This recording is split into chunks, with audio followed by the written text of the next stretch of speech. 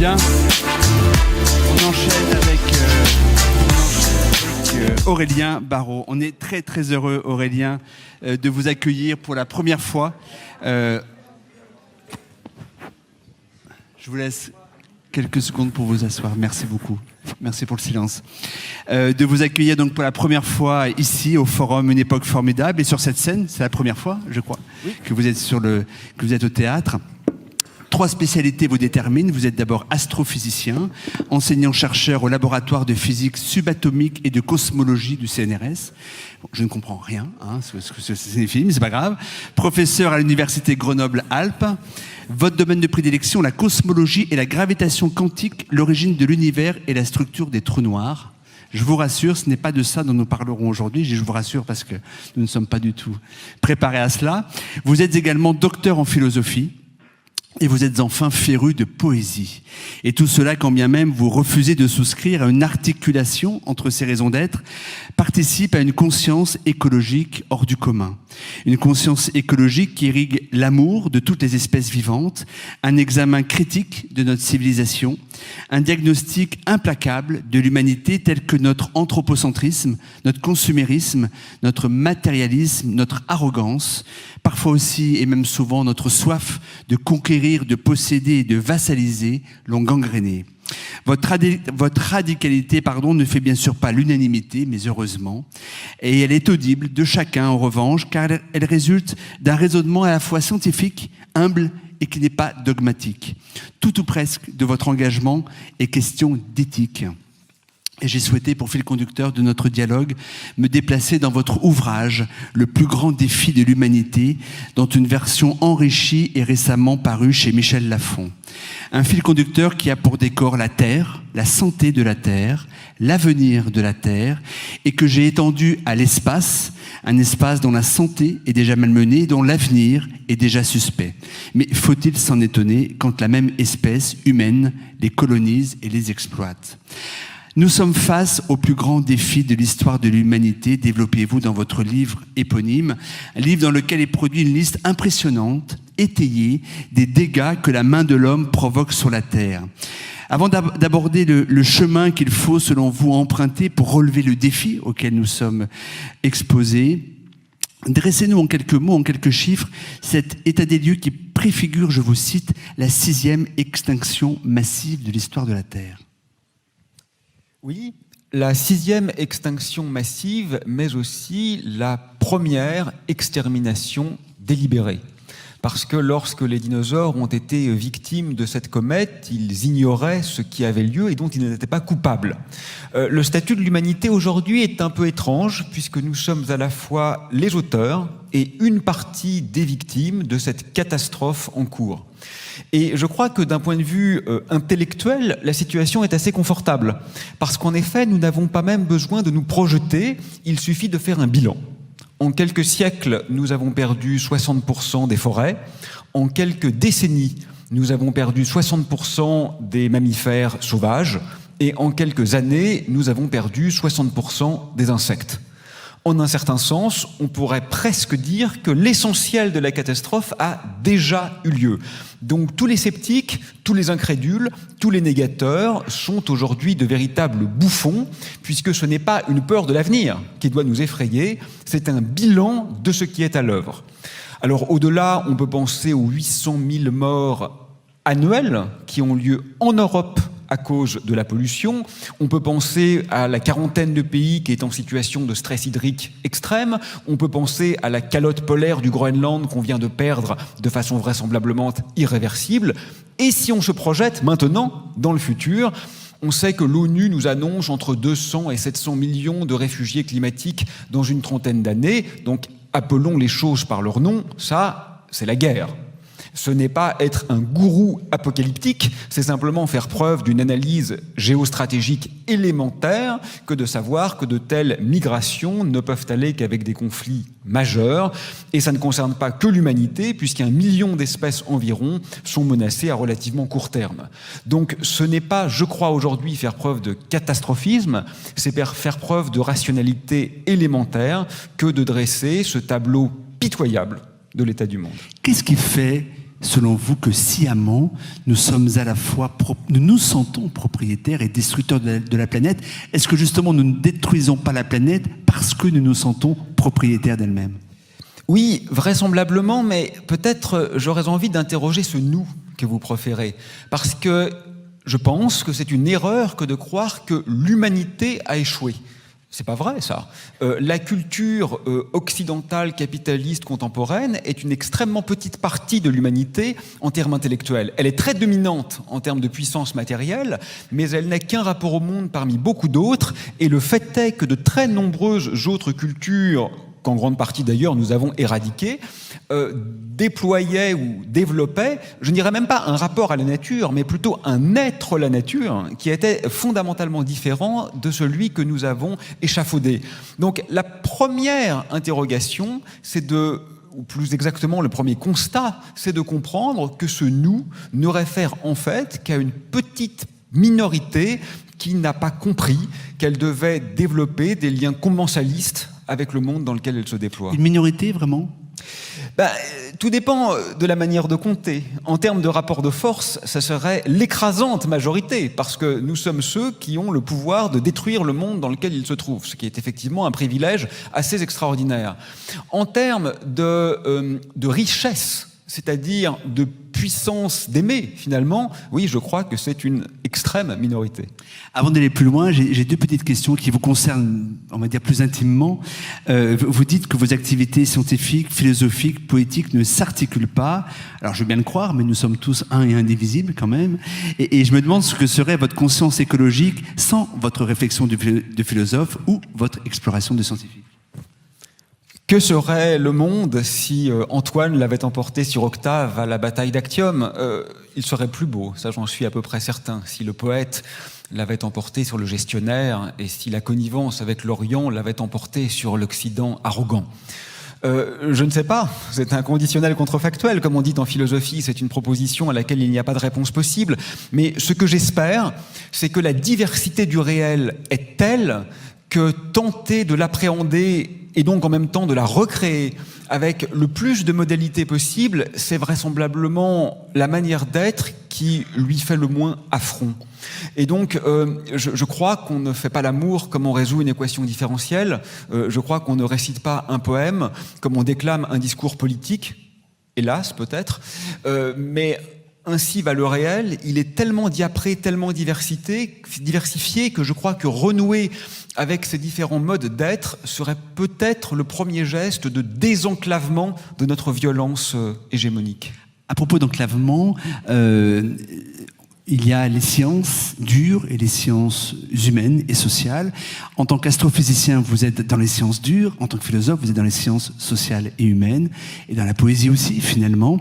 Est-ce que nous ne souffrons pas en premier lieu, justement, vous parlez d'enclavement, de vivre dans des silos et justement de ne pas avoir suffisamment mis en perspective l'ensemble de ces sciences qui nous permettraient de regarder le monde autrement? Oui, certainement. Vous savez d'ailleurs qu'avec un certain humour, agacé par cette hiérarchie, parce qu'on le dise ou pas, c'en est une, certains praticiens des sciences humaines nomment les sciences dures les sciences inhumaines, ce que je trouve assez drôle et assez bien vu. Mais moi, je crois que la question aujourd'hui, elle est plus fondamentale encore que ça. Ce que vous dites est vrai, mais on peut aller encore plus loin. Je suis fatigué de cette hégémonie de la pensée scientifique.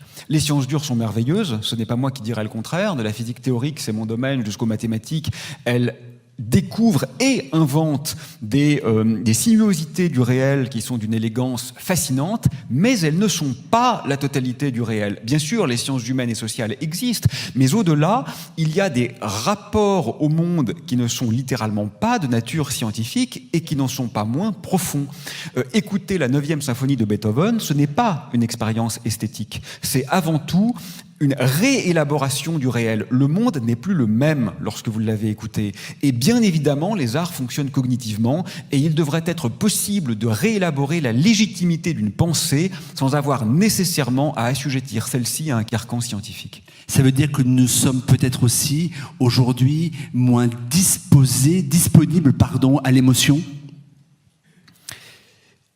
Ou à tout le moins que notre émotion est tellement formatée qu'elle doit être instagrammisable. Voilà, donc c'est une émotion atrophiée. Vous savez ce que les partisans de la 5G appellent le progrès. Voilà, nous avons instagramisé l'émotion, nous ne sommes donc pas des amiches. Bon, je crois que c'est une question à se poser, oui. Alors, on va y revenir justement sur le progrès parce qu'il est bien sûr central dans notre dialogue. Une question tout de même sur l'environnement ou sur le support dans lequel nous vivons et qui fait que nous sommes ce que nous sommes. C'est bien sûr le système marchand, l'économie marchande, le libéralisme tel qu'il est devenu, non pas tel qu'il avait été fondé au XVIIe et XVIIIe et développé au XVIIIe siècle. Qu'est-ce qui fait intrinsèquement que dans ce système-là, nous devenons fous ? Alors c'est vrai que le capitalisme contient vraisemblablement un principe d'auto-illimitation qui le rend incompatible avec la durée. Néanmoins, je pense qu'il faut se garder de trouver un ennemi unique. Il y a un problème absolument incontestable avec le système économique contemporain. Il y a un problème systémique, global, qui doit être affronté. Pour autant, les Mayas n'étaient pas capitalistes et leur capacité de destruction de l'environnement est vraisemblablement inégalée. Les empereurs romains n'étaient pas capitalistes et on trouve encore aujourd'hui des traces de plomb dans les carottages des pôles. Donc, je crois qu'il faut faire attention. C'est un problème absolument majeur, qui est réel et indiscutable si tant est que l'on est un peu sérieux avec l'analyse effectuée. Pour autant, je ne crois pas que ce soit un maître problème, un méta-problème. J'ai tendance à penser que le capitalisme, ou disons l'illimitation économique, est un symptôme plus qu'une cause de notre rapport totalement déraisonnable, mais déraisonnable au sens profond, c'est-à-dire non pas au sens d'une limite qu'il faudrait s'imposer de façon mortifère, mais au sens d'un désenchantement ubuesque de ce que pourrait être notre réel. Je crois donc que c'est plus un symptôme qu'une cause réellement profonde de cet effondrement. Mais je reprends une parole que me confiait il y a quelque temps Pierre Rabhi. Quand il met en perspective l'espèce animale et l'espèce humaine, il rappelle très justement qu'un lion, lorsqu'il est repu, il cesse de chasser. L'homme, lorsqu'il est repu, il continue de chasser. Il y a bien quand même à un moment un système qui fait que nous sommes encouragés à continuer de chasser alors même que nous sommes repus. Oui, bien sûr. Alors la première chose à dire, c'est que déjà l'opposition de l'homme à l'animal est très questionnable, puisque bien sûr nous sommes l'une des 7 millions d'espèces animales qui peuplent cette planète. Littéralement parlant, biologiquement parlant, nous sommes un singe. D'ailleurs c'est très drôle, vous savez, dans mon métier d'astrophysicien, on me demande parfois « l'humanité est-elle seule dans l'univers ?» Et je réponds toujours, non, je vous assure. Ah bon, on a découvert la vie extraterrestre? Non, on a découvert la vie terrestre. Nous partageons cette planète avec 7 millions d'espèces, mais nous l'avons tout simplement oubliée. Donc pour revenir à votre remarque, c'est vrai, mais ce principe d'illimitation, je crois qu'il n'est pas dramatique en tant que tel, il est dramatique dans la modalité qu'il a acquis. Ce que je veux dire, c'est que si notre désir de créer, notre désir d'aimer, notre désir d'inventer, notre désir d'aider est illimité, ça pose aucun problème. On peut, en sortant de cette discussion, écrire des poèmes jusqu'à ce que le sommeil nous prenne, et ça ne posera aucun problème. C'est exclusivement le désir illimité de possession matérielle associé à une production destructive qui est problématique. Donc on ne croit surtout pas que l'écologie est castratrice ou qu'elle est décroissante. Elle appelle à toutes les croissances fondamentales, sauf cette part infime de nos activités qui est l'accumulation de biens matériels détruisant les conditions d'habitabilité de notre planète. En fait, il faut renoncer à presque rien. Mais il se trouve que ce presque rien détruit presque tout. C'est ça le problème. Mais alors comment se sortir d'un carcan qui aujourd'hui nous fait de l'écologie qu'elle est bien davantage, aux yeux de beaucoup, une contrainte, une punition, l'absence de plaisir? Comment faire que nous regardions aujourd'hui les enjeux écologiques comme des gisements, au contraire d'épanouissement? Comment ne pas le faire? Ça serait ça la vraie question. Écoutez, il va falloir être un peu sérieux avec ce qui fait sens. Voilà.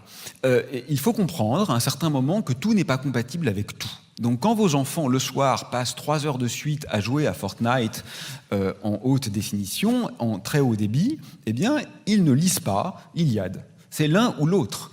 Nous avons un temps limité. Le temps que nous passons sur Instagram ou sur Twitter, nous ne le passons pas dans les livres.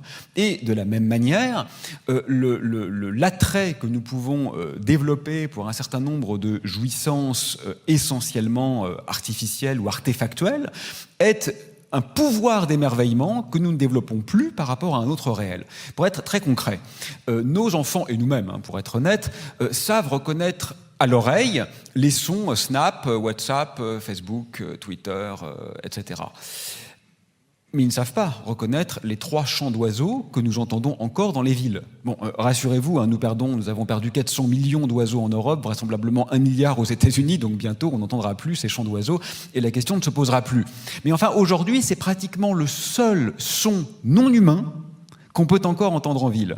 Personne parmi les jeunes ne sait reconnaître les 3 chants d'oiseaux les plus banals. Et donc, ce qui doit être posé sur la table aujourd'hui, c'est simplement la question du choix. Voilà. Qu'est-ce qui fait sens? Qu'est-ce que l'on souhaite valoriser? Et qu'est-ce qui nous rend désirables, finalement? Qu'est-ce qui me pose dans une posture méliorative aux yeux de l'autre? Parce que je crois que c'est ça le cœur du problème. Nous aimons tous être aimés. Qu'est-ce qui me rend aimable, finalement? De pouvoir effectivement poster des voyages, des images de mon dernier week-end passé aux Bahamas, virtuel, je ne l'ai pas fait, ou est-ce que c'est au contraire inviter à un peu d'émerveillement face à cette, on pourrait appeler ça, cette étrange banalité que nous avons perdu de vue. Je crois qu'il va falloir oser poser les vraies questions axiologiques, c'est-à-dire relatives aux valeurs. Mais pour construire notre humanité, nous avons aussi besoin d'aller à la rencontre des temples shintoïstes au Japon, de la civilisation aztèque au Mexique, de découvrir un désert au Chili, d'observer le syncrétisme religieux à Jérusalem ou le street art à New York. On a besoin aussi de cela. Je sais pas. Vous croyez? Moi, je suis pas convaincu par ça. Moi, j'en ai besoin, en tout cas. Moi, je suis pas le seul. Ouais. Bon, vous n'êtes pas parfait, alors ça me rassure. Écoutez, moi j'ai beaucoup d'étudiants qui fantasment là-dessus, les voyages. Moi j'aime l'altérité, donc j'aime les voyages. Écoutez, soyons sérieux, qui connaît tous les habitants de son propre immeuble? Dans votre immeuble, soyez à peu près certain, sauf si vous habitez un hôtel particulier, que vous trouverez des juifs, des chrétiens, des musulmans, des athées, que vous aurez une diversité culturelle absolument extraordinaire. Est-ce qu'on a vraiment besoin de faire 20 000 kilomètres et d'aller en Nouvelle-Zélande pour découvrir l'altérité radicale? Le philosophe Jacques Derrida disait tout autre est tout autre, au sens chaque autre est infiniment autre. Et je crois effectivement que, écoutez, on a parlé quoi? On se connaissait pas, on a parlé 10 minutes avant de venir dans ce théâtre. On se connaît pas encore, mais déjà j'ai senti le frémissement d'une âme qui n'a rien à voir avec la mienne. Et on pourrait parler pendant des heures, et je découvrirais un monde incommensurable avec le mien. Alors, on n'a pas besoin d'aller voir les lions en Afrique alors qu'on ne connaît aucun des mammifères qui peuplent nos prairies, on ne connaît aucun des oiseaux qui peuplent nos montagnes. Et de toute façon, souvent, quand on va les voir, c'est dans des réserves où leur comportement est tellement atrophié qu'il n'a plus rien d'authentique. Donc oui, bien sûr, oui, d'accord, je vous le concède. C'est beau d'aller marcher loin de chez soi, mais je crois quand même que souvent, c'est un pis-aller. Un mot sur un mot central qui est le mot utilité. Je reprends une phrase de votre livre. Avec l'incendie de Notre-Dame de Paris, nous avons compris, que nous soyons croyants ou non, qu'une église est plus qu'une église. Il semble hélas que nous n'ayons pas compris qu'une forêt est davantage qu'une forêt. La forêt vaut pour elle-même, elle n'est pas utile au monde, elle est le monde. Oui, je suis d'accord avec moi. Je me souvenais plus que j'avais écrit ça, mais je trouve ça très bien. D'habitude, quand je me relis, c'est la catastrophe. Je suis déprimé, et là, pour une fois, je suis content. Mais non, mais c'est vrai. Comment redéfinir en fait le terme d'utilité? Quand la forêt a brûlé, déjà, vous remarquerez, ça ne veut pas tout à fait rien dire, que la disparition d'une partie de la forêt amazonienne nous a beaucoup attristés.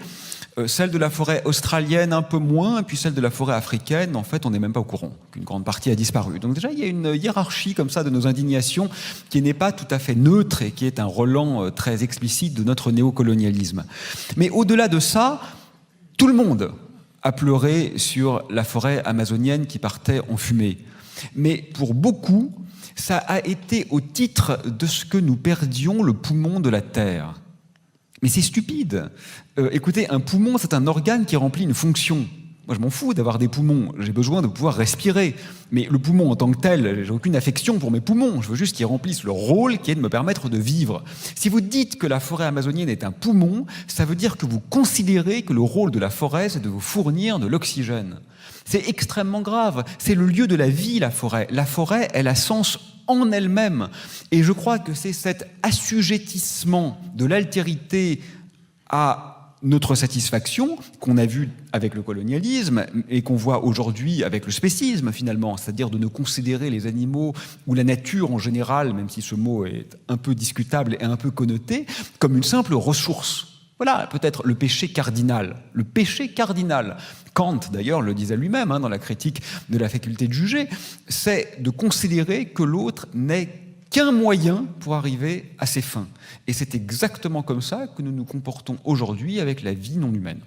Alors, vous le dites également très justement, lorsque l'écologie s'oppose au social, elle se suicide. Et on voit bien au quotidien que économie et écologie sont en tension. On n'arrive pas aujourd'hui à résoudre des équations qui nous semblent très éloignées les unes des autres. Et je vais prendre un seul exemple. Si on décidait de mettre fin à la consommation de viande ou de poisson, ce serait des millions d'emplois en France qui disparaîtraient du jour au lendemain, et ce serait une raison en fait de voir un chaos social et humain absolument colossal. Comment résoudre une tension comme celle-ci, sachant qu'elle se multiplie si on devait justement les résoudre à grande échelle? Oui, quoi qu'il se passe, ça engendre un désordre, ça c'est vrai. Nous ne sommes pas sans savoir que l'idée de la fin de l'esclavage était considérée comme impossible.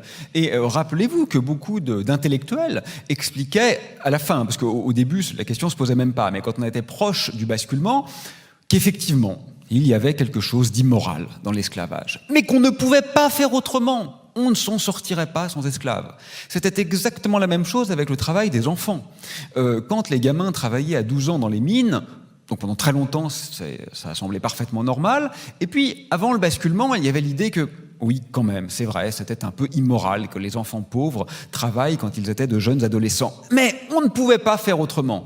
Et c'est exactement le même jeu qui se rejoue aujourd'hui avec ces 1000 milliards d'êtres vivants sensibles que nous tuons chaque année sans aucune nécessité, puisque non seulement c'est dramatique du point de vue éthique, du point de vue de la souffrance engendrée, c'est dramatique du point de vue climatique, du point de vue de la pollution et des émissions de CO2 engendrées, et c'est dramatique du point de vue humain, parce que c'est une alimentation extrêmement égoïste, puisqu'on ne peut pas nourrir toute la Terre de cette manière, ce qui revient à dire on va nourrir une petite fraction d'hommes et de femmes riches au détriment des autres. Donc quel que soit le prisme, c'est dramatique, mais le spectre du désordre qu'engendrerait une mutation est agité pour ne pas mettre les véritables questions sur la table. Pour répondre en un mot, si on ne mange plus d'animaux, on mangera autre chose. Donc évidemment que les reconversions auront lieu, et évidemment que ce ne serait pas nécessairement une catastrophe sociale. Avec quel support politique pourrait-on justement accompagner, escorter cette transformation? La démocratie est-elle finalement la bonne structure pour accompagner une telle mutation? Oui. Alors, avec quelle structure politique? Déjà, encore faudrait-il que la politique existe. Politikos, politeia, politike, en grec, ça recouvre des sens extrêmement différents. Aucun n'est véritablement à l'œuvre aujourd'hui. La politique, me semble, à l'heure actuelle, se résoudre à une entreprise gestionnaire. Aujourd'hui, les responsables politiques gèrent les affaires courantes en s'assurant qu'il se passe le moins de choses possible, au sens où seule l'inertie est véritablement favorisée. Aucune question n'est mise sur la table. Pour moi, c'est la plus grande déception de la crise Covid-19. Je n'espérais pas, bien évidemment, un monde d'après florissant. Ça, c'était très naïf et personne n'y croyait vraiment. Mais je pensais quand même que quelques questions seraient mises sur la table. Absolument aucune. Pourquoi est-ce qu'en ce moment, on a, excusez-moi cette parenthèse, mais pourquoi on a cette reprise-là de la pandémie? Moi, je ne suis pas médecin, et même les médecins, d'ailleurs, n'en savent rien. Mais enfin, il y a une raison évidente, quand même. Il suffit de voir les jeunes le soir et les moins jeunes, c'est les bars, etc., où tout le monde retire son masque, on a une circulation du virus extrême, et ça cause plein de problèmes. Bon, donc du coup, on n'a pas interdit ça parce qu'il fallait sauver les bars. Mais est-ce qu'on ne pouvait pas simplement fermer les bars et partager un peu notre argent et sauver les bars en les aidant? Mais l'idée de partage, l'idée d'aide, l'idée de mise en commun est tellement impossible qu'on ne la met même pas sur la table. Il y a 3 fois plus de logements vacants que de SDF en Île-de-France. Voilà. Est-ce qu'on pourrait se demander si on trouve ça normal ? Et qu'on ne me dise pas qu'on ne peut rien y faire, hein, parce que du jour au lendemain, on a quand même été interdit de sortir de chez nous. Donc on a vu que le pouvoir politique, quand il voulait affirmer sa poigne, il était capable de le faire. On a quand même été assigné à résidence, pour de bonnes raisons, hein, d'ailleurs, je ne le critique pas. Mais enfin, est-ce que c'est 3 fois plus de logements vides que de gens qui vivent et donc qui meurent dans la rue, hein? On estime que l'espérance de vie est diminuée de 20 ans quand vous vivez dans la rue. Donc vous mourrez dans la rue. Est-ce que c'est souhaitable? Est-ce qu'on pourrait en parler? Non. Mais non, c'est impossible, vous êtes un utopiste. Non, mais je ne suis pas du tout un utopiste, il y a une place vide et il y a quelqu'un qui crève à côté. Est-ce qu'on ne pourrait pas le mettre, s'il vous plaît, dans l'appartement vide? Ah non, vous êtes un dangereux, maoïste, communiste. Non, non, c'est juste la rationalité élémentaire. Et donc, aujourd'hui, la politique ne met aucune question fondamentale sur la table. Nous sommes face à une crise écologique et sociale sans précédent. Nous sommes, selon les mots de l'ONU, dans une situation de menace existentielle directe et absolument aucune question n'est posée. Enfin, vous avez vu en fait, qu'est-ce qu'on a fait d'extraordinaire pendant la crise? On a reporté de quelques mois le versement des dividendes aux actionnaires. Mais nous sommes des bouffons. Et nous sommes gouvernés par des bouffons. Alors, je vous repose la question, la démocratie représentative telle que nous la connaissons en Europe, par exemple, oui. Mais pas seulement. On a malheureusement l'exemple américain, l'exemple brésilien, l'exemple indien également. Est-ce que finalement, vous posez la question sur la pertinence du système démocratique pour accompagner cette transformation? Oui, mais alors là, écoutez, je n'ai pas de solution miracle. Hein. Parce que finalement, soyons honnêtes, en fait, on est tous pour l'impérialisme de ses propres idées. Et ça ne marche pas comme ça, et tant mieux, finalement. Simplement, la démocratie représentative à l'occidental, d'abord, n'est pas le seul système politique possible. Quand on regarde les autres à l'œuvre, c'est vrai qu'ils sont plutôt pires, ça il faut le reconnaître, mais le point nodal en fait de cet échec, c'est que les échelles de temps qui nous concernent ici ne sont pas celles qui permettent la réélection de ceux qui s'occupent de notre avenir. Voilà. Il n'y aurait aucun bénéfice pour un homme ou une femme politique à prendre les mesures qui nous sauveraient, parce que les effets ne se sentiraient pas 3 ans après, et c'est 3 ans après qu'ils se représenteront pour un mandat. Donc il faut vraiment, de toute urgence, inventer une autre manière de faire. La Convention citoyenne sera vraisemblablement un échec, puisqu'on voit dès maintenant que ses recommandations les plus fondamentales sont d'ores et déjà niées avant même qu'il y ait débat. Donc le politique ne tient pas sa promesse et continue de nier les questions fondamentales au profit d'une inertie systémique et économique. Mais en termes politiques, cette convention, c'était pas mal, parce qu'on tire au sort des citoyens qui n'ont donc aucun intérêt personnel à être aimés. Ils doivent prendre des mesures pour le bien commun, fussent-elles impopulaires. Ces citoyens tirés au sort interviewent des experts, parce qu'ils ne sont pas compétents a priori, mais nos représentants politiques ne sont pas compétents non plus, et quand vous discutez avec eux, vous vous rendez compte d'un niveau d'incompétence qui est souvent absolument inimaginable sur les questions essentielles. Ils connaissent beaucoup mieux que moi les rouages de la bourse. Mais le fait que nous soyons dans une période de suicide collectif, ça, ils ne l'ont pas encore très bien compris. Donc là, il y a peut-être quelque chose à essayer. Je vais rester modeste, en fait. Je vais juste vous dire que je ne suis pas spécialiste de théorie politique et que je n'ai pas de solution clé en main à ce problème de représentativité. Merci pour votre honnêteté. À l'instant, vous évoquez parmi les enseignements et les observations que vous faites de la gestion de la pandémie, cette incapacité que nous avons à partager. Est-ce qu'il y a d'autres leçons que vous tirez de la pandémie, et notamment sur l'état de santé de notre civilisation? Parce que être incapable de partager, c'est un symptôme, c'est un stigmate, justement. Est-ce qu'il y en a d'autres que vous observez depuis 9 mois? Moi, j'ai été très triste non pas de ce qui s'est passé, mais de ce qui ne s'est pas passé. Ce que je note finalement, c'est que nous sommes arrivés à un point d'hébétude, parce que normalement, quand même, quand on est dans un avion en train de se cracher, on arrête la partie de Monopoly qu'on faisait avec ses gamins et on va regarder ce qui se passe dans le cockpit. Et là, ce qui se passe, c'est que nos dirigeants continuent absolument à jouer au Monopoly, même dans l'avion en train de s'écraser. Donc c'est un peu contrariant.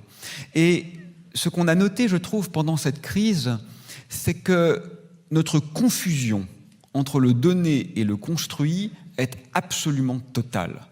Nous avons fini par croire que le monde que nous avons élaboré ne pouvait pas être autre. En philosophie, nous dirions que nous avons oublié la contingence, c'est-à-dire nous avons oublié que le réel pourrait être différent. Et c'est un point extraordinaire où le moindre clinamen, vous savez, la déviation nec plus quam minimum, disait Lucrèce, à peine plus que le minimum, même ça, c'est déjà trop. Même ça, ce n'est pas envisageable. Et c'est absolument catastrophique, en réalité, parce que l'économie, par exemple, ça n'existe pas. C'est une pure convention. Si je vous dis « j'annule la dette », si vous me devez 500 € et je vous dis « j'annule la dette », c'est fini. Par un acte de langage, mes mots sont performatifs. Alors que si par un acte de langage, je dis « je veux que la température baisse dans cette pièce », rien ne se passe. Au contraire, même, elle grandit un peu du fait que je m'agite en le disant. Donc, le climat, la santé, la mort, la souffrance, ça, c'est réel. Ça, ce sont des choses contre lesquelles les mots ne peuvent rien. L'économie, c'est d'une futilité, d'une fugacité extrême. C'est une simple convention entre nous. Et même face à cette crise majeure, nous faisons encore comme si il y avait des réalités économiques. C'est une tartufferie sans nom, et je vous assure que dans 30 ans, quand on sera aux prises avec les véritables problèmes d'une planète qui a engrangé ses contre-réactions positives, c'est-à-dire qui entre en régime d'instabilité totale, on se dira, mais changer les règles du jeu alors qu'on savait que la partie était suicidaire nous semblait impossible. Nous avons été fous. Parlons de progrès, justement, on l'a évoqué très rapidement tout à l'heure. La courbe du progrès technologique, ou plutôt, pardon, non pas le progrès technologique, des innovations technologiques, parce qu'il ne faut pas confondre innovation et progrès. La courbe des innovations technologiques est exponentielle, celle du progrès de l'humanité est très très loin de l'épouser. Quelles sont les raisons, d'après vous, de cette dissymétrie, de ce qu'on pourrait presque appeler, ce sera un oxymore, de ce progrès déshumanisé ? Oui, je vous remercie d'aborder cette question. Et en effet, vous avez raison, les mots comptent. Quand vous parlez de croissance économique, pour signifier notre prédation suicidaire et mortifère. Et on pourrait employer ce second terme, ça aurait déjà un effet sur notre inconscient collectif qui serait un peu différent. Donc si vous êtes en fait pour la vie, vous êtes contre la croissance, c'est problématique en termes de mots. Et c'est exactement la même chose avec le progrès. Moi, on m'a demandé très souvent, et pourquoi les écolos sont anti-progrès ? Bon, ma seule réponse est effectivement avoir supplanté les réseaux sociaux aux livres. Est-il un progrès ? C'est uniquement ça la question. Ce n'est pas un progrès, c'est une addiction en réalité, dont nous tous avons fait les frais d'une manière ou d'une autre. Donc l'enjeu aujourd'hui, c'est pas de s'opposer au progrès. Moi, je suis chercheur en astrophysique et je suis ravi qu'on comprenne des choses sur les trous noirs. Je suis ravi que les médecins apprennent à nous soigner. Je suis ravi que les biologistes découvrent des relations commensalistes insoupçonnées, y compris même, je l'ai lu récemment, entre les arbres. C'est merveilleux, le progrès de la connaissance. C'est merveilleux de décupler nos interactions et nos moyens d'aimer. Simplement, il y a une sorte de drogue assez claire qu'on appelle, fascination technologique, qui aujourd'hui est perdant-perdant. C'est-à-dire que intrinsèquement, elle nous abrutit et indirectement, elle contribue de façon majeure à l'affaissement de la vie sur Terre. Voilà ce qu'il faut regarder en face. Mais quelque part, ça signifie qu'il faut engager une mutation de nos valeurs, quelque part. Ça pose vraiment la question des valeurs, de l'éventail des valeurs à partir desquelles nous déterminons ce qui est progrès ou ce qui ne l'est pas. C'est exactement cela. Moi, je crois que l'enjeu majeur aujourd'hui, il est axiologique et symbolique. Parce que, finalement, écoutez, pourquoi est-ce qu'on veut une voiture de sport ? Pourquoi est-ce qu'on veut le téléphone portable dernier cri ? Pourquoi est-ce qu'on veut ça, en fait ? C'est pas pour ce que nous apporte, parce que, en fait, on sait tous que ça nous apporte absolument rien. C'est une manière d'acheter le regard de l'autre. C'est une manière de se rendre désirable. Et donc, si le désir change de camp, si aujourd'hui, on le dit, franchement, ça fait plouc. Vous vous faites photographier en jet ski pendant vos vacances, c'est plouc. C'est juste ridicule. Si on comprend que ça devient un marqueur de délinquance, environnemental, si ça devient un marqueur d'incompréhension du monde dans lequel nous sommes, si ça devient un marqueur d'égocentrisme à un point qui est un peu grave quand même, hein, parce que je rappelle 800 000 morts par an en Europe dues à la pollution. C'est pas simplement pas sympa, c'est grave, d'autant plus grave bien sûr quand on a des responsabilités. Si tout cela apparaît, alors je crois que la mutation sous-jacente devrait se faire naturellement. Dans votre ouvrage, il n'est pas fait référence, vous m'arrêtez si je me trompe, mais au mouvement collapsologue, auquel parfois vous êtes pourtant associé. Je rappelle que la collapsologie désigne le concept de l'effondrement, un récit dystopique qui est provoqué par un état du monde auquel finalement plus rien ou presque ne peut faire parade. La catastrophe est aux yeux des collapsologues inévitable, et ce qui vous différencie d'eux, c'est que vous considérez que justement la catastrophe est encore évitable. Et pour ça, vous appelez à composer un nouveau récit, un nouveau mythe. Quel est ce nouveau récit, ce nouveau mythe ? Oui, les collapsologues sont aussi diversifiés que les écolos ou que les fachos finalement, hein. Il y a une très grande multiplicité de sensibilités, et il y a des gens dans ce courant dont je suis très proche et que je trouve tout à fait admirables, et d'autres dont je suis plus éloigné. Cela dit, ils n'ont quand même pas tout à fait tort, hein. Et ils n'ont pas tout à fait tort, je le rappelais en introduction, une grande partie de la catastrophe a déjà eu lieu. Donc ne serait-ce que poser la question quand même de la réversibilité ou des manières d'y échapper est un peu obscène. Parce que ça veut dire quoi la réversibilité quand on parle de la mort ? Si je vous dis je tue votre enfant, mais c'est réversible parce que je vais en faire un autre, ça ne va pas vous convaincre, je crois. C'est exactement ça, la logique avec laquelle certains aujourd'hui parlent de réversibilité de la chute de la biodiversité. Non, ben, c'est pas grave, on va en faire d'autres. On parle d'êtres vivants sensibles qui meurent dans des souffrances, dans une agonie absolument extraordinaire. En plus, c'est faux, c'est pas réversible. Donc non seulement c'est faux d'un point de vue factuel, mais même d'un point de vue éthique, c'est quand même une idée qui est tout à fait extraordinairement violente. Au-delà de cela, il n'y a pas de réversibilité, même pour les indicateurs qui pourraient l'être, hein. Par exemple, je ne vais pas être trop technique, mais vous savez que le dioxyde de carbone n'a pas de processus d'épuration chimique. Il ne peut être épuré que du point de vue physique, donc soit par la photosynthèse, soit par l'équilibrage des pressions partielles dans l'océan. Autrement dit, et pour résumer, c'est dur et c'est long. Donc une fois qu'on aura émis ce qu'on a émis, aux échelles de temps signifiantes pour l'humanité, on ne pourra pas revenir en arrière. Donc tout ça pour dire que les collapsologues ont quand même pour l'essentiel raison.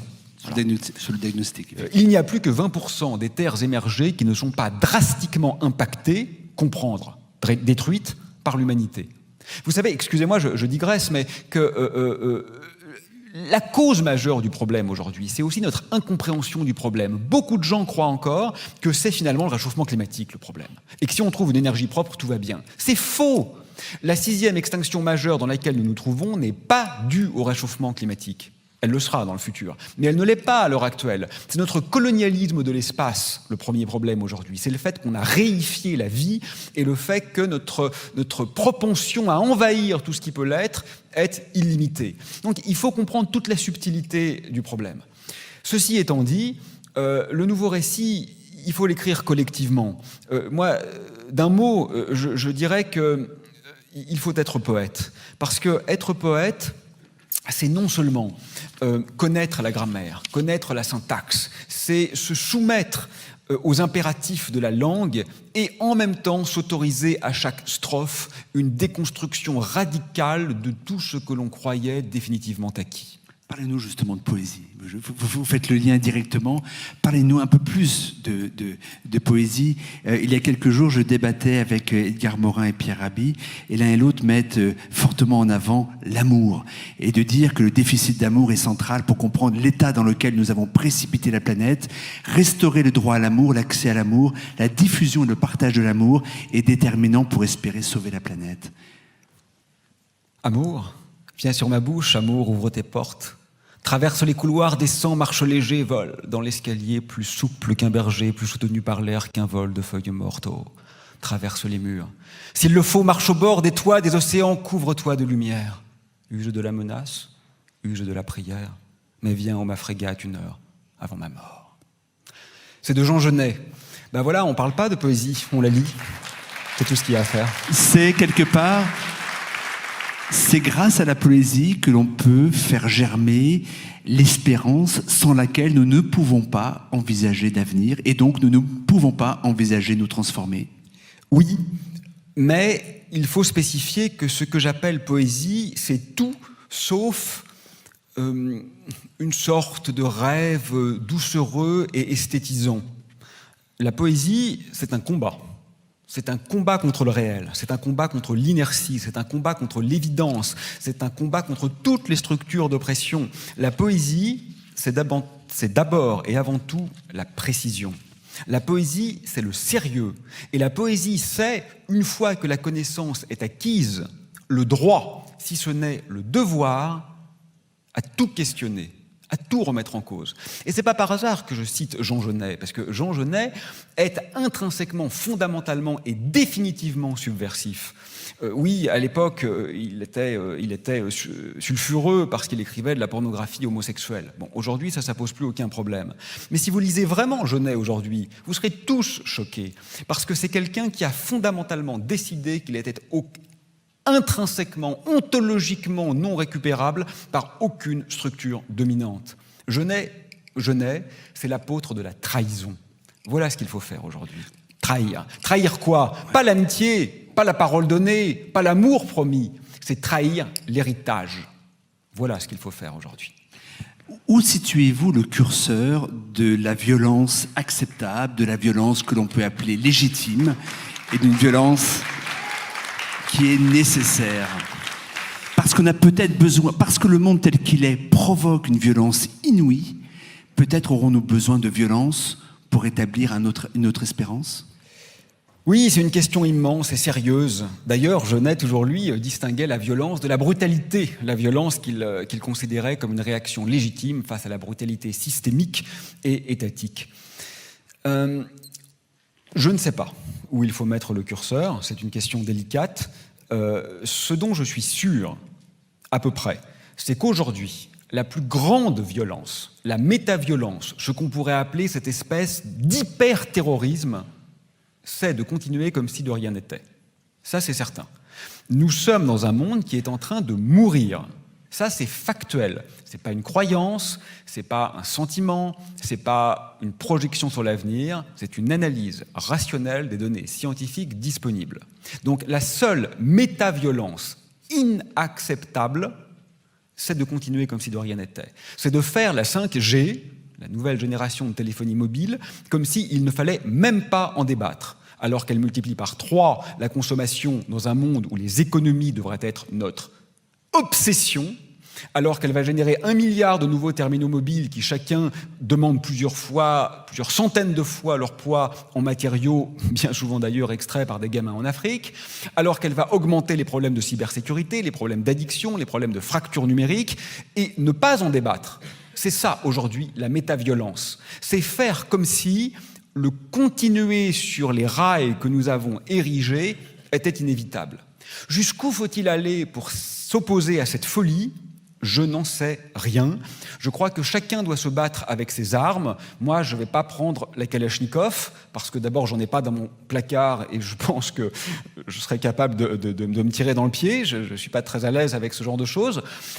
Mais le fait est qu'il va falloir être un peu sérieux pour le bien commun. Voilà. Actuellement, nous sommes dans une spirale mortifère dont les conséquences sont dévastatrices à un point qui n'est même pas imaginable. Et les politologues, les spécialistes de l'histoire nous montrent que pour qu'il y ait révolution, il faut non seulement un assentiment populaire, mais il faut aussi que quelque chose empêche le système de fonctionner. Regardez la révolution algérienne. Moi, j'ai une admiration sans borne pour le peuple algérien qui, depuis plus d'1 an, descend dans la rue tous les vendredis, parfois plusieurs millions de personnes, pour s'opposer à un pouvoir corrompu et se réapproprier sa magnifique histoire. Jusqu'à maintenant, ça a échoué. Pourquoi ça a échoué? Parce que le vendredi, c'est férié en Algérie. Et que finalement, marcher dans la rue un jour férié, ça n'empêche pas le système de fonctionner. Mais ce qui est voilà le aussi, problème. Aurélien, c'est que par rapport justement à ces manifestations en Algérie, elles ont de merveilleux de se faire dans la non-violence. Et ce qui est terrible à vous écouter... Oui, mais elles ne marchent pas. Voilà, c'est que ça ne marche pas parce que ce n'est pas violent. Ça veut dire que face à une violence extrême, on ne peut riposter que par une autre violence, une autre forme de violence? Je ne sais pas. Je ne sais pas, je constate simplement que nous sommes là en train de discuter, que vraisemblablement 80% des gens dans la salle seront d'accord avec l'essentiel de ce que nous avons dit et que demain, nous continuerons encore à augmenter les émissions de CO2. Donc le fait est que quelque chose ne marche pas. Croire que parler du climat fait du bien au climat est une bouffonnerie. Croire, c'est une pensée magique. Vous savez, aujourd'hui, nos chefs d'État recourent à la pensée magique, mais la poésie en moins. Il y a une belle pensée magique, qui est une pensée un peu chamanique. Non, eux, c'est la pensée magique, la poésie en moins. Donc, ils croient que parler du climat résout le problème du climat. La corrélation entre les COP et les émissions de CO2 est nulle. Les émissions croissent linéairement, qu'on en parle ou qu'on n'en parle pas.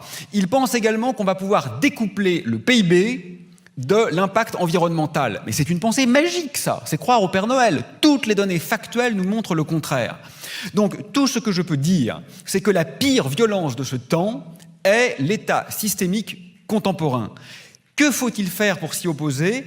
Moi, je l'ai dit de façon un peu pompeuse et donc un peu ridicule une fois, j'avais parlé d'activisme multifractal. Bon, j'ai un peu honte de ce mot, mais ce que je voulais dire au-delà du ridicule de l'expression, c'est que chacun doit utiliser ses armes. Bon, moi, je suis un prof de fac, donc j'utilise mes armes de prof de fac, je parle. Mais ça suffit pas. Le fait est que ça ne suffit pas. Et quand on me dit que les militants d'Extinction Rébellion ou d'autres organisations de ce type sont des extrémistes, c'est une blague. Les extrémistes aujourd'hui, ce sont les dirigeants du MEDEF qui essayent de revenir sur les normes environnementales alors même qu'elles sont déjà dérisoires. Dérisoires. Voilà, il ne faut pas se tromper d'ennemis, il ne faut pas se tromper d'extrémisme. À vous écouter, on a l'impression qu'on est en fait face à une alternative. Soit nous décidons de sauver le monde tel qu'il est, soit nous décidons, pour sauver le monde, de changer de monde. Est-ce que je me trompe ? Oui, je pense que vous avez raison. Et ça, c'est... Et pardonnez-moi, je complète ma question. Pourquoi un type comme moi, et je pense comme beaucoup de gens dans la salle, pourquoi je me sens incapable d'aller justement vers ce monde qu'il faut transformer et j'essaye au fond de moi d'essayer de sauver le monde tel qu'il est. Pourquoi je n'arrive pas à me désaliéner finalement de tout cela ? Mais je pense que votre réaction est très saine en fait, parce qu'il est vrai que si tous les efforts que nous appelons de nos vœux ne servent qu'à sauver le monde tel qu'il est aujourd'hui, ça vaut pas le coup. Le monde va mal. Indépendamment même de la crise écologique, un enfant meurt de faim toutes les 5 secondes aujourd'hui. On estime que le néocolonialisme a fait vraisemblablement 60 millions de morts depuis la Seconde Guerre mondiale. Donc même sans la moindre crise écologique, le monde irait mal. Si on se bat pour sauver ça, alors ne prenons pas les armes. Je parle d'armes métaphoriques, je ne tiens pas à aller en prison en sortant du théâtre. Donc vous avez raison en fait. Je crois qu'il ne faut pas sauver l'engrenage systémique tel qu'il est. Tout l'enjeu, c'est d'oser laisser s'effondrer cette folie suicidaire, mais quand même de ne pas tuer la vie. Parce que si plus personne n'est là ou que plus grand monde n'est là, l'effondrement sera triste. Ça, vous savez, il y a une tendance chez certains collapsos à se dire, après tout, on est tellement cons, on l'aura bien mérité, notre effondrement, et hop. Oui, mais sauf qu'on va emporter dans notre chute des millions de milliards d'êtres vivants sensibles qui n'ont rien demandé, des milliards d'êtres humains qui n'ont rien demandé non plus, parce que je vous assure que c'est pas au fin fond de l'Afrique, même s'il y a une démographie galopante, que se joue le problème contemporain. Et donc tous ces otages vont nous suivre dans les pires souffrances, et donc même si cela induit en effet le renouveau nécessaire, il aura quand même, c'est le moins qu'on puisse dire, un goût amer. Vous comprenez que des femmes, des hommes aujourd'hui, on l'a évoqué avec Boris Cyrulnik tout à l'heure, des femmes, des hommes aujourd'hui décident de ne pas avoir d'enfants. Parce que justement, ils pensent que le monde est irrécupérable, la planète est irrécupérable. Oui, je le comprends. D'ailleurs, j'ai constaté que c'est dur pour une femme de ne pas vouloir d'enfants. J'ai des amis qui ne veulent pas d'enfants. Il y a une pression sociale qui est très forte sur les femmes, paraît-il, pour les inciter à avoir des enfants, ce que je trouve parfaitement scandaleux. Et je trouve que ce droit à ne pas avoir d'enfants doit évidemment être défendu. Pour autant, je n'en ferai pas un devoir. J'ai des étudiants qui m'ont demandé, mais écoutez, si vous avez raison, bon, il se trouve que j'ai raison, si les choses vont mal se passer, parce que ça va mal se passer, hein, c'est mécanique, croyez-moi. Ça a déjà commencé. Hein. À quoi bon vivre? Et je leur ai répondu que j'avais lu un jour, d'un auteur inconnu, l'histoire d'un déporté dans un camp de la mort pendant la Seconde Guerre mondiale qui était tombé amoureux. Et ça m'a fait un effet extraordinaire. Je me suis dit, même dans le pire endroit du monde, il y a eu les pires atrocités, ça on le sait, mais il y a eu aussi quelques histoires d'amour. Et en fait, pour moi, ça veut tout dire, ça. Ça veut dire que même quand ça va infiniment mal, il y a encore des épiphanies de beauté possibles. Et donc je comprends ceux qui ne veulent pas d'enfants, mais je comprends aussi ceux qui veulent des enfants. Parce que vivre, c'est un pari, en fait. Et faire un enfant, c'est un pari. Et je crois qu'on a encore le droit de le faire.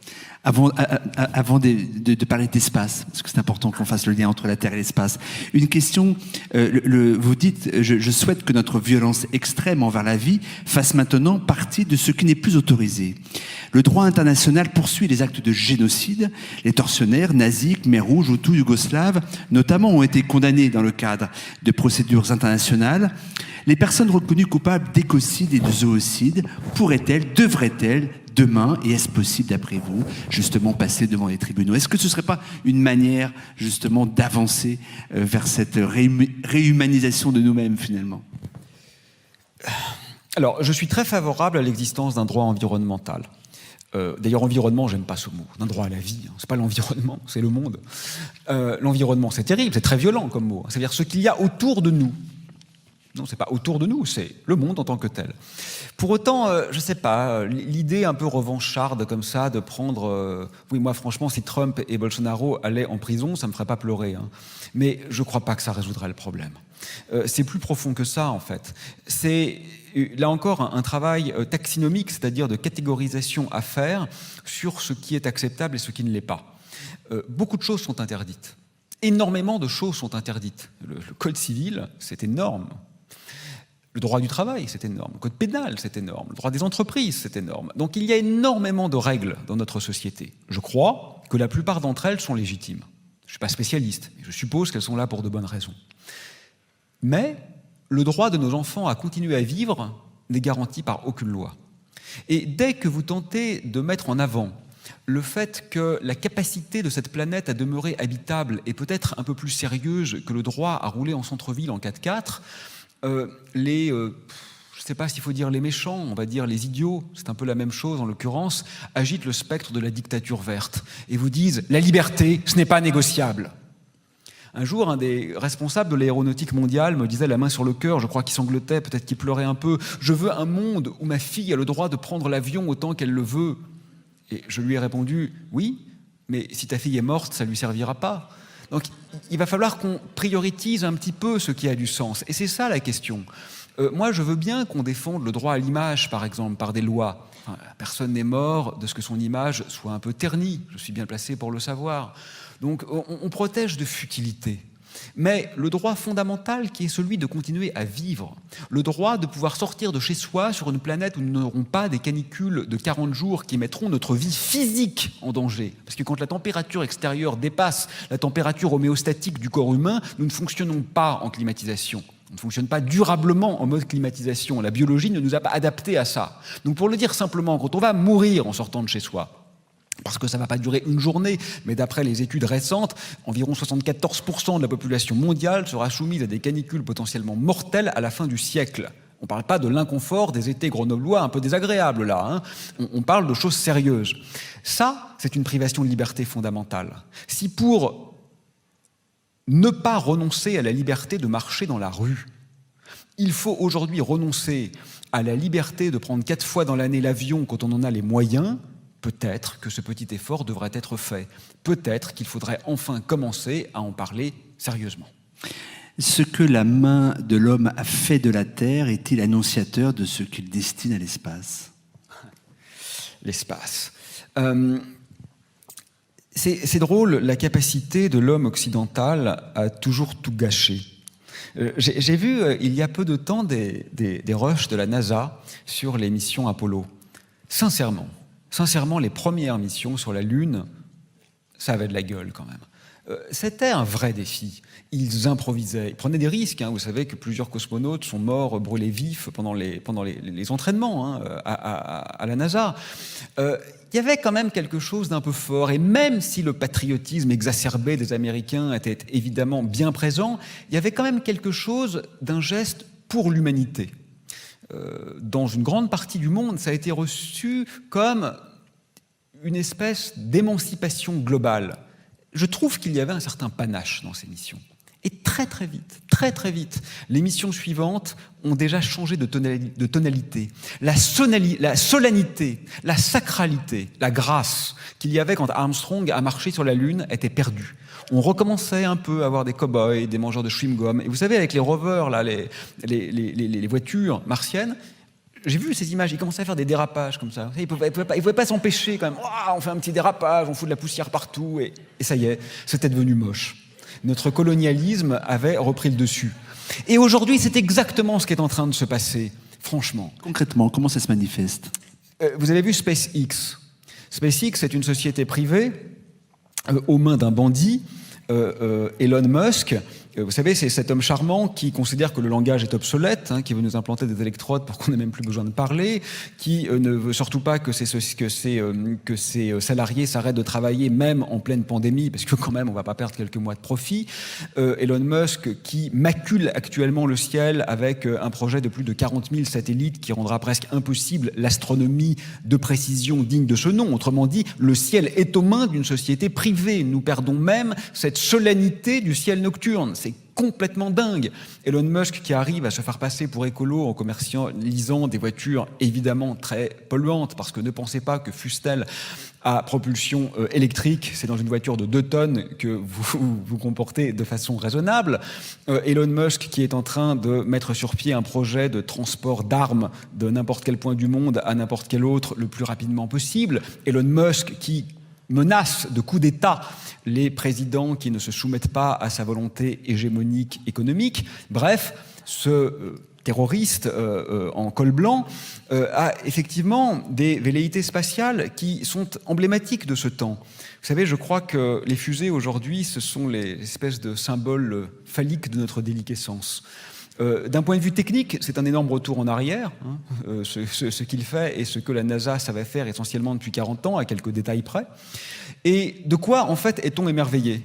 On est émerveillé qu'il s'agisse de quelque chose mis au point par une société à but lucratif. C'est ça la grande nouveauté. Techniquement, c'est nul. La seule grande nouveauté, c'est qu'on le fait pour du fric et non plus pour l'histoire commune. Mais donc, pardon, Aurélien, c'est une faillite je de comprends, plus. mais la privatisation de l'espace est-elle un mal pire que de faire de l'espace qu'il soit otage de guerre entre États ? On l'a connu autrefois, c'était aussi un enjeu géopolitique majeur entre les États-Unis et l'URSS. Aujourd'hui, il y a d'autres États qui sont rentrés dans le jeu, et notamment la Chine. Est-ce que c'est pire finalement ? Moi, je vais vous dire très sincèrement, je m'en fous en fait. Tous les regards devraient être tournés vers la Terre. Les gugus aujourd'hui qui s'amusent avec leurs fusées alors qu'on est en train de détruire les conditions d'habitabilité de notre planète, je trouve que c'est obscène. Ça ne m'intéresse pas du tout. Voilà. Est-ce que l'on peut ralentir déjà cette pollution de l'espace, et cette pollution dans tous les sens du terme, y compris idéologique justement ? Est-ce qu'on peut encore freiner le mouvement, ou d'après vous c'est déjà trop tard ? Mais ça devrait simplement ne pas nous intéresser. Je comprends même pas pourquoi est-ce qu'on ouvre, ou presque, le journal de 20 heures sur le décollage d'une fusée qui va servir à mettre essentiellement en orbite des satellites commerciaux qui vont permettre d'enrichir des trusts américains, qui vont permettre de donner accès à Internet en haut débit depuis le fin fond du Sahara, alors qu'aujourd'hui l'accélération du transfert de données est une des causes de l'augmentation d'émissions de CO2 sur Terre. C'est juste triste cette affaire. On pourrait éventuellement le mentionner dans les faits divers parmi les actes de délinquance. Mais parvenir à s'en émerveiller, c'est avoir tronqué le réel à un point hallucinant, alors même que nous n'avons pas commencé à comprendre la beauté de la vie sur Terre. C'est l'éthologie, par exemple, l'étude des comportements animaux. Ça n'existe presque plus. Il y a extrêmement peu de chercheurs en éthologie. Et dès qu'ils s'intéressent à une espèce, ils découvrent des phénomènes merveilleux, incroyable. Et on se dit, mais c'est fou. En fait, cette espèce qu'on croyait bien connaître a ce type de rapport avec tel autre, a développé cette conséquence, a une histoire. On a tellement entendu que l'histoire était le propre de l'homme, etc. Nous n'avons pas commencé à comprendre la vie sur Terre et on s'émerveille devant un bout de métal qu'on envoie à quelques centaines de kilomètres d'altitude, c'est-à-dire nulle part, hein, parce qu'à l'échelle de l'univers, c'est même pas l'approche banlieue, hein, c'est l'épaisseur de la peau d'une orange par rapport à l'orange, ce qu'on appelle la conquête spatiale. Donc c'est ridicule en termes scientifiques, c'est nul en termes techniques et c'est pitoyable en termes axiologiques.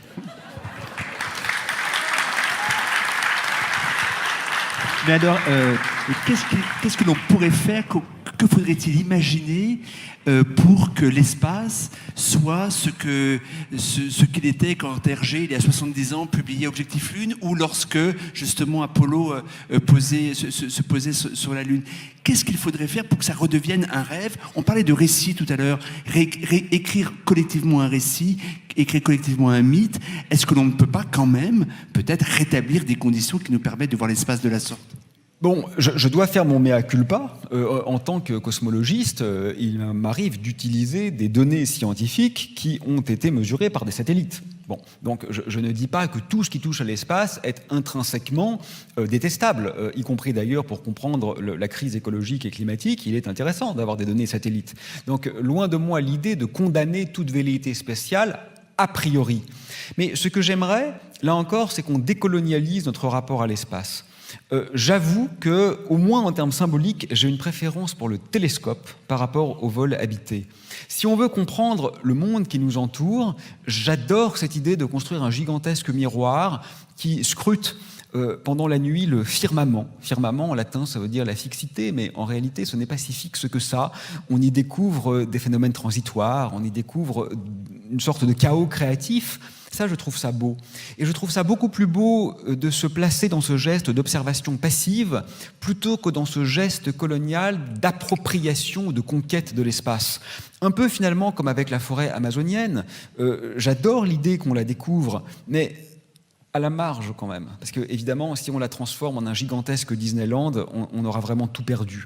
Et peut-être qu'on pourrait avoir ce rapport-là à l'espace, c'est-à-dire un rapport empreint d'humilité, de désappropriation et de réenchantement. Parce que, je ne sais pas si cette métaphore est bonne, mais elle me traverse à l'instant. C'est un peu comme dans l'amour, finalement. Le vrai amour, c'est pas s'approprier le corps et l'âme de l'autre. C'est une construction duale, une construction qui est primitivement duale. C'est-à-dire, c'est penser le monde à partir de la binarité du couple qu'on forme avec l'autre. Peut-être que c'est comme ça qu'il faudrait voir le monde. Si demain on vous proposait, vous qui êtes astrophysicien, si demain on vous proposait quand même d'aller dans un vol habité pour aller voir d'un peu plus près, finalement, réellement ce que vous étudiez depuis quelques années, vous n'auriez pas envie? Ah non, sincèrement, pas du tout. Non, pas du tout. D'abord, ce que moi j'étudie, c'est soit des trous noirs, soit le Big Bang. C'est tellement loin que, vous savez, même la fusée la plus rapide qui voyagerait pendant 1000 ans, pendant 1 million d'années, serait encore infiniment loin de ce qui m'intéresse. Donc ça changerait rien du tout, en fait, du point de vue scientifique pour moi.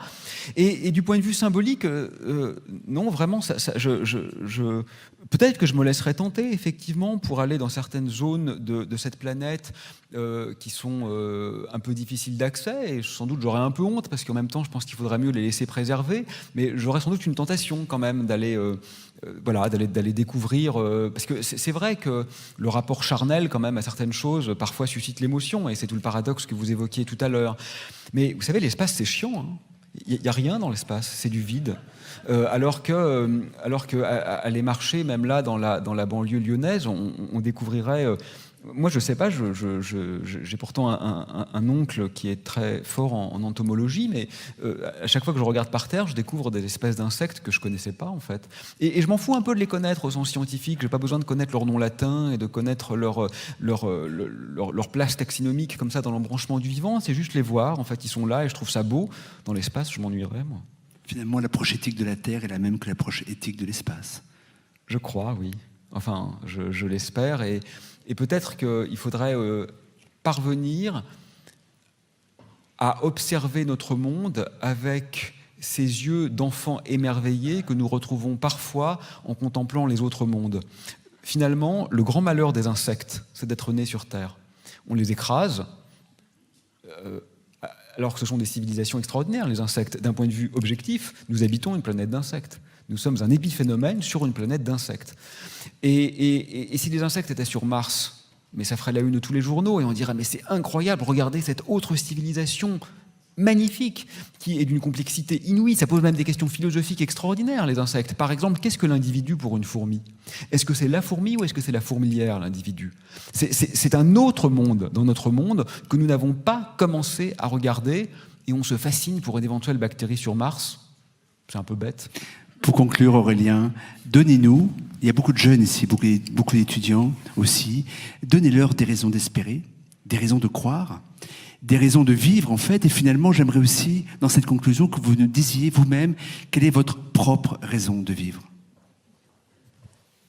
Je crois que si nous avons une chance aujourd'hui, c'est que le rêve de toutes les autres générations, c'est-à-dire finalement refaire le monde, réinventer le monde, vous savez, reset all, reboot du système planète Terre, ils l'ont rêvé, nous, on le fera ou on y passera. Donc, si on fait le pari de la vie, ça veut dire qu'on va devoir le faire. C'est quand même très excitant. L'autre jour, j'ai accepté d'intervenir dans une école de commerce. J'aime bien aller en lieu hostile. Et je leur ai dit, vous avez une chance inouïe finalement, vos pères, vos grands-pères, vos grands-mères, vos mères n'avaient qu'à gérer les affaires courantes et puis essayer de trouver des astuces pour augmenter un petit peu le PIB. Vous avez un défi, c'est créer un monde gai où le PIB doit essentiellement baisser de 5% par an, sinon c'est foutu. Et c'est vrai en fait, c'est assez enthousiasmant quand on y pense. On doit tout réinventer, tout remettre sur la table, tout déconstruire. Déconstruire, ça ne veut pas dire détruire. Parce que dans nos valeurs, il y a des choses qui sont très bonnes. Hein. Le fait qu'on n'ait pas le droit de torturer les enfants, personnellement, je trouve ça bien. Donc ça ne veut pas dire qu'il faut tout revoir. Mais il faut au moins s'interroger sur tout, mettre un peu les choses à plat. Et on est exactement à l'opposé de ça en ce moment. Hein. Exactement à l'opposé. Vous avez vu notre niveau de mépris pour toutes les formes culturelles qui ne sont pas les nôtres. Même au sein de notre race, de notre espèce, au sein de l'humanité. Vous avez vu comment nous méprisons, nous réifions, nous dénigrons les croyances culturelles, religieuses, spirituelles, scientifiques, tout ce que vous voulez qui ne sont pas exactement les nôtres. Nous sommes arrivés à une sorte de monogamie intellectuelle qui confine à la folie. Ça, c'est sûr, on ne pourra plus le tenir. Je vais dire de façon paradoxale. Voilà, de façon paradoxale, la bonne nouvelle, c'est la fin du monde. Parce que la fin du monde, c'est pas la fin du réel, c'est pas la fin de la vie. Il n'y a aucun doute que la vie et beaucoup de choses vont perdurer. Mais le monde, mundus en latin comme cosmos en grec, ça réfère à l'idée d'une harmonie et d'une unité cosmique globale. Ça, c'est perdu. Mais c'est peut-être perdu pour le meilleur, parce que ça veut dire que nous avons à réinventer une sorte d'enthousiasme et peut-être même de démiurgie ou de dithyrambe dionysiaque à l'intérieur d'un monde diffracté, d'un monde archipélisé, d'un monde créolisé. Et c'est pas simplement un désir de chevelu un peu farfelu, ce que je vous dis là. C'est la condition de possibilité d'un avenir. Donc, c'est quand même plutôt excitant, en fait. Jamais finalement, peut-être, depuis la Seconde Guerre mondiale, le besoin d'être subversif, le besoin de désobéir, le besoin d'être audacieux n'aurait été aussi essentiel. Oui, mais la résilience de notre système est telle que même ces mots sont galvaudés. Quand on voit que disruptif est dans la bouche de tous les ministres, ça me fait de la peine, un peu comme Deleuze qui était si triste de voir que le mot créatif a été réapproprié par la publicité. Donc il faut en permanence qu'on réinvente de nouveaux mots pour leur dire mais c'est pas du tout ça qu'on veut dire. C'est le contraire de ça qu'on veut dire. Donc je crois que le président de la République a appelé un livre qu'il a appelé Révolution. Non, c'est pas du tout ça qu'on veut dire par révolution. Donc, je ne sais plus les mots qu'il faut employer, mais soyons poètes, trouvons-les et faisons-le. Merci Aurélien. Merci à vous.